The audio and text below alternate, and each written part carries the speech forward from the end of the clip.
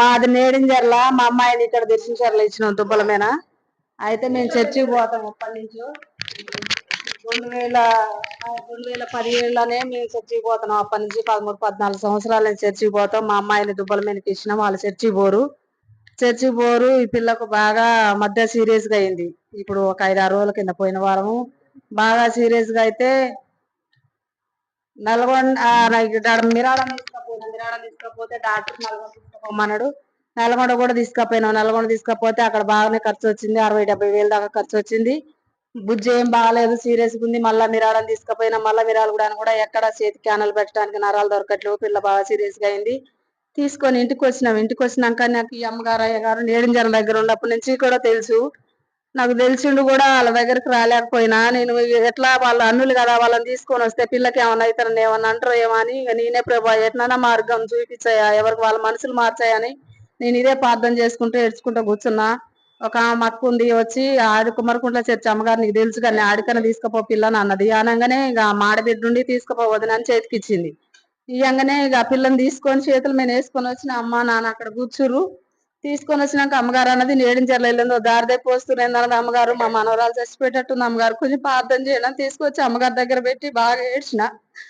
ఏడంగానే అమ్మ మీరు ఏం కాదమ్మా నీ మనవరాలకు బాధపడక అన్నది. అమ్మగారు అయ్యగారు ప్రార్థన బాగా చేసి అమ్మగారితో దేవుడు మాట్లాడిండు. అమ్మగారి ప్రార్థన చాలా గొప్పది. అమ్మాయి స్పష్టపరచబడింది. వచ్చినాడు అసలు తల్లికి పిల్లకి ఇద్దరికి కూడా అస్సలు మంచిగా లేరు. వచ్చి వాళ్ళకి 5-6 రోజులు సోమవారం రోజు వచ్చినాము. ఇప్పుడు పాప ఆడుకుంటుంది, అక్కడక్కడ తిరుగుతుంది. తల్లి కూడా లేచింది, మంచిగా ఉంది. దేవుని నామానికి మహిమ కలుగును కాడ అమ్మగారికి అయ్యగారికి వందనాలు. దేవుడి నామానికి మహిమ కలుగును. మేలు చేసిండు. నిజంగా పాప విషయంలో మేము ఇంటి దగ్గర లేములే కానీ మమ్మీ డాడీ ఉన్నారు. ఆ సిచ్యువేషన్ చూసినప్పుడు మా మమ్మీ అన్నది చాలా క్రిటికల్ గా వచ్చారు నాన్న, ప్రార్థన చేసిన వెంటనే పాప ఆడుకుంది అని చెప్పింది. ప్రైజ్ ది లార్డ్, హల్లెలూయా. పాపం హాస్పిటల్లో 70,000 దాకా ఖర్చు పెట్టారంట. నల్గొండ హాస్పిటల్లో, మిరియాలగూడ హాస్పిటల్లో ఖర్చు. నరాలు కూడా దొరకలేదమ్మా పాపకి. అక్కడ బాగా ఇమ్ముందని చెప్పిరు. ఫస్ట్ ఇమ్ముందని చెప్పిరు. తర్వాత తెల్లారి రిపోర్ట్లలో అసలు ఏమీ లేదని చెప్పిరు. నల్గొండలు కూడా, ఇక్కడ మిరాలగూడ కూడా జ్వరం వస్తుందంటే ఎక్స్రే రక్త పరీక్ష చేసిరు. అల్ల కూడా ఏం జ్వరం లేదని చెప్పిరు. వాళ్ళ అమ్మకు కూడా 4 రోజులు వరుసన జ్వరం వచ్చింది. వాళ్ళ అమ్మకు కూడా రక్త పరీక్ష చేస్తే అల్ల ఏం జ్వరం లేదన్నారు. దేవుడు బాగానే స్పష్టపరిచిండు. ఏం లేదు కానీ పాప మాత్రం ఆరోగ్యంగా లేదు, బాగా సీరియస్ గా అయింది. పిల్ల ఏలాడబడుతుంది. అమ్మగారి దగ్గర తీసుకురాగానే అమ్మ ప్రార్థన చేసింది. దేవుడు అమ్మ పచ్చాన గొప్ప మేలు చేసిండు. ప్రైజ్ ది లార్డ్, హల్లెలూయా. కొన్ని రోగాలు డాక్టర్లకి అంతు చిక్కవండి. డాక్టర్లకి అర్థం కాదు అది ఎలాంటి సమస్య అనేది, కానీ మన దేవుడికి అన్ని తెలుసు.